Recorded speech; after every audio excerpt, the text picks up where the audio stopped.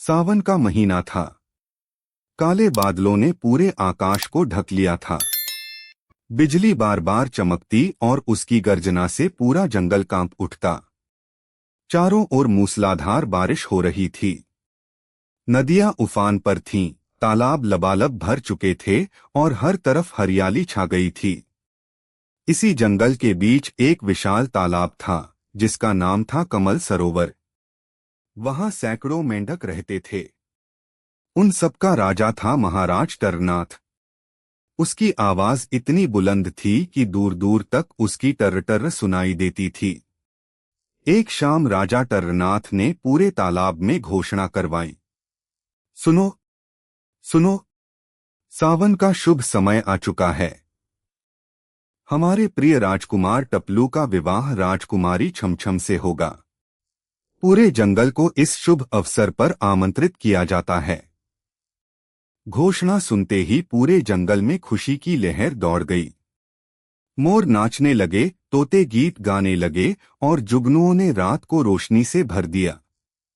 लेकिन किसी को नहीं पता था कि इस शादी पर एक बहुत बड़ा संकट मंडरा रहा था। राजकुमारी छमछम दूर स्थित नील कमल तालाब में रहती थी। वह सुंदर, दयालु और बुद्धिमान थी।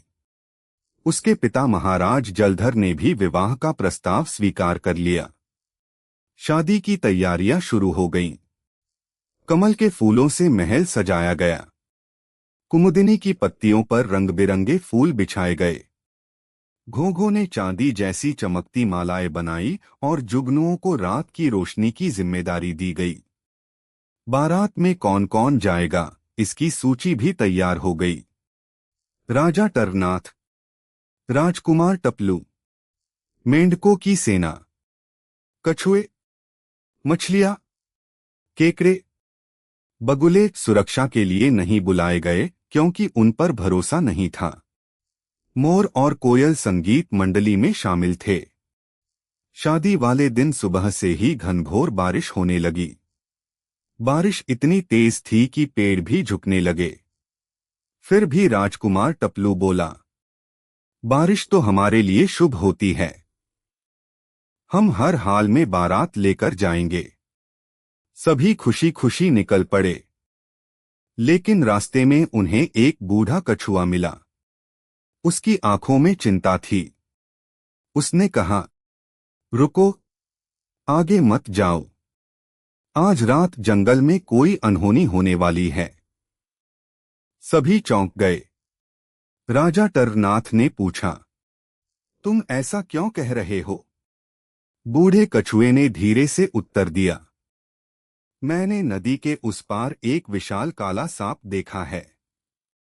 वह कई दिनों से भूखा है और उसे पता चल चुका है कि आज मेंढकों की बारात निकलेगी। यह सुनते ही पूरी बारात में सन्नाटा छा गया। राजकुमार टपलू ने अपनी होने वाली दुल्हन को याद किया और दृढ़ स्वर में कहा, चाहे रास्ते में कितनी भी मुसीबत आए, मैं यह शादी जरूर करूंगा।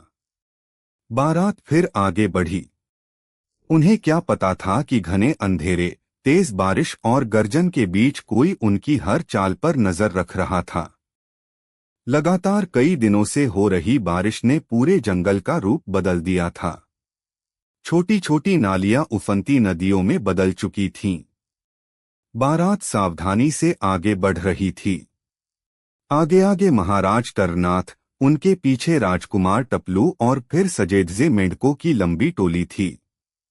जुगनू अंधेरे में रास्ता दिखा रहे थे और मोर अपने पंख फैलाकर खुशी का नृत्य कर रहे थे। अचानक आसमान में इतनी तेज बिजली चमकी कि कुछ पल के लिए पूरा जंगल उजाले से भर गया। उसी उजाले में बूढ़े कछुए की नजर दूर एक काली चट्टान जैसी आकृति पर पड़ी।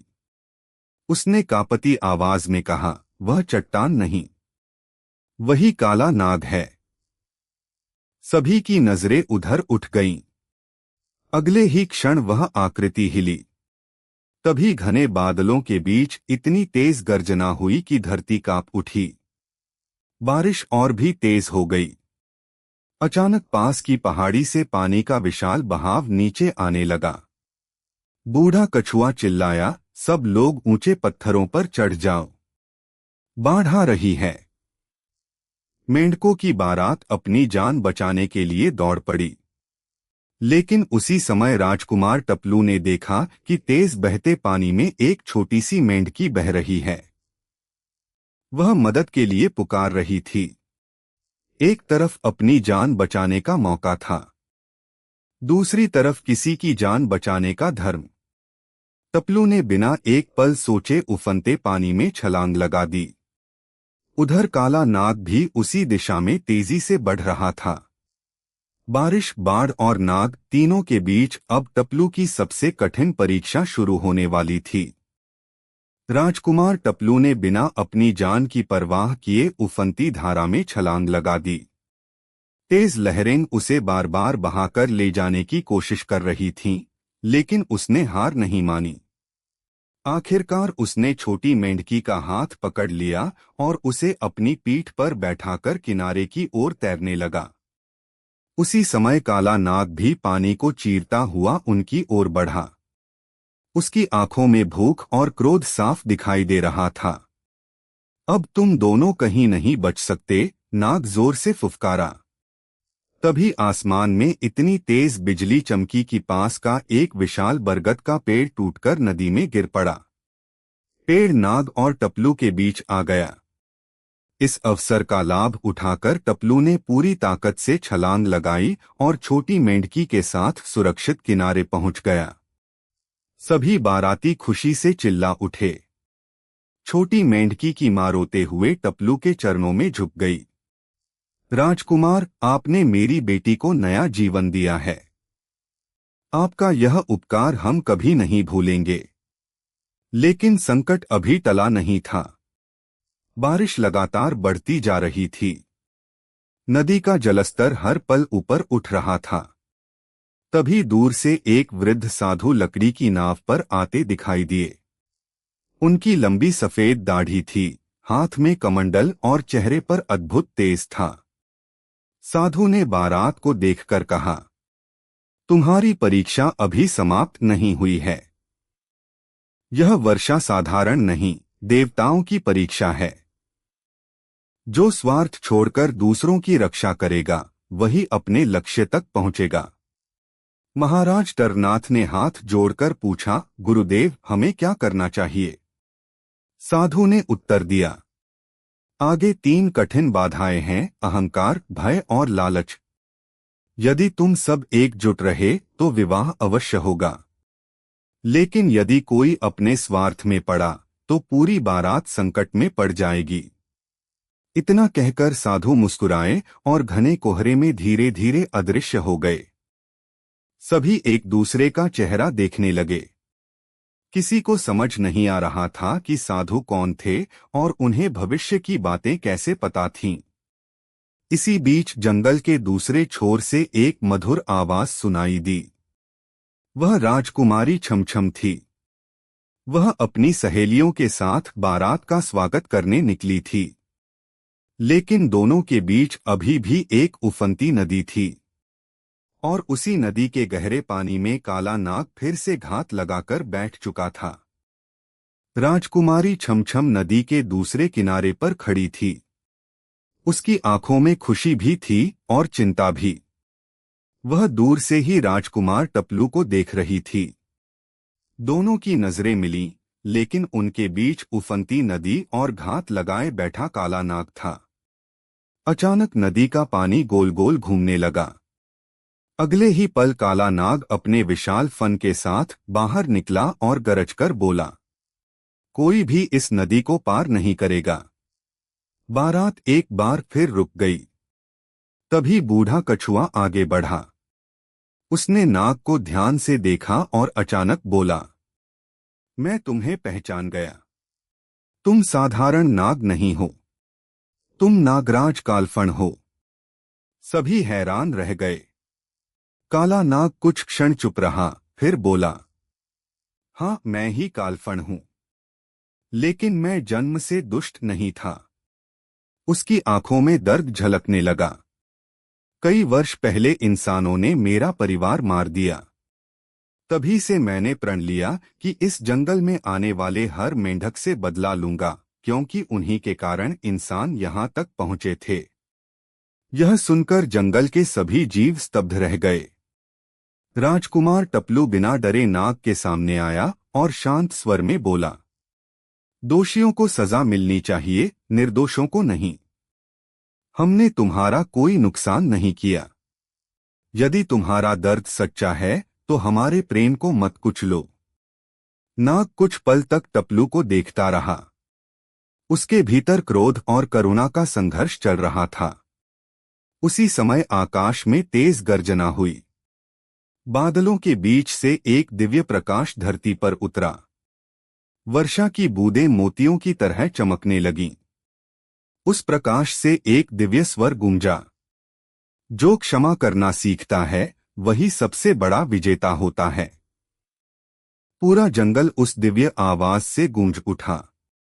नागराज कालफण धीरे धीरे अपना फन झुकाने लगा। उसकी आंखों से पहली बार आंसू की एक बूंद गिरी।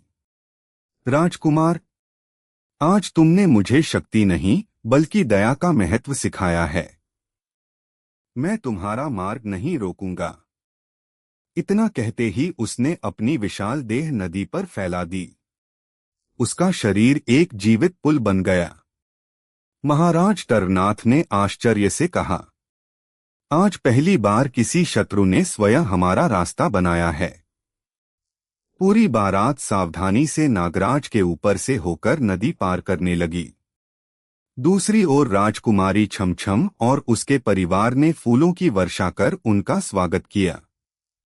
लेकिन जैसे ही विवाह की तैयारियां शुरू हुईं, आसमान अचानक लाल रंग का हो गया। तेज हवा चलने लगी। दूर पहाड़ी पर एक रहस्यमयी काली छाया दिखाई दी। बूढ़ा कछुआ कांपती आवाज में बोला, यह तो तूफान राक्षस है। अगर यह यहाँ पहुंच गया तो शादी अधूरी रह जाएगी और पूरा जंगल विनाश में डूब जाएगा। बारात की सबसे कठिन परीक्षा अभी बाकी थी। लाल आकाश के नीचे तूफान राक्षस धीरे धीरे कमल सरोवर की ओर बढ़ रहा था। उसके कदमों से धरती कांप रही थी। तेज हवाएं पेड़ों को उखाड़ने लगीं और मूसलाधार बारिश तूफान में बदल गई। विवाह मंडप में बैठे राजकुमार टपलू और राजकुमारी छमछम एक दूसरे की ओर देखने लगे। सभी जंगलवासी भयभीत थे। तभी वही रहस्यमयी साधु फिर प्रकट हुए। उन्होंने ऊंचे स्वर में कहा, याद रखो, प्रकृति को बल से नहीं, प्रेम और एकता से जीता जाता है। यदि आज जंगल का हर जीव बिना किसी भेदभाव के एक दूसरे का साथ देगा तो कोई भी विपत्ति तुम्हारा कुछ नहीं बिगाड़ सकेगी। साधु की बात सुनकर राजा टरनाथ सबसे पहले आगे आए। उनके पीछे नागराज कालफण खड़ा हो गया। मोरों ने अपने विशाल पंख फैलाकर छोटे जीवों को आंधी से बचाया। हाथियों ने गिरे हुए पेड़ों को हटाकर रास्ता बनाया। बंदरों ने बेलों से टूटते हुए मंडप को बांध दिया। कछुओं ने बच्चों और बूढ़ों को अपनी पीठ पर सुरक्षित स्थान तक पहुंचाया। जुगनुओं ने घने अंधकार में प्रकाश फैला दिया। पूरा जंगल पहली बार एक परिवार की तरह एकजुट होकर खड़ा था। तूफान राक्षस ने पूरी शक्ति से गर्जना की, लेकिन जैसे ही उसने सबको एकता में देखा, उसका बल कम होने लगा। उसके चारों ओर घूमती काली आंधी धीरे धीरे शांत होने लगी। कुछ ही क्षणों में उसका विशाल शरीर धुएं में बदल गया और आकाश फिर से स्वच्छ हो गया। बादलों से हल्की मधुर वर्षा होने लगी, मानो स्वयं प्रकृति इस मिलन पर आशीर्वाद बरसा रही हो। उसी समय दिव्य प्रकाश फिर प्रकट हुआ। वर्षा देव की वाणी गूंजी, आज तुम सबने सिद्ध कर दिया कि प्रेम, क्षमा और एकता से बड़ी कोई शक्ति नहीं होती। यही इस जंगल की सबसे बड़ी विजय है।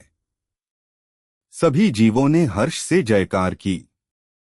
इसके बाद शुभ मुहूर्त में राजकुमार टपलू और राजकुमारी छमछम का विवाह संपन्न हुआ।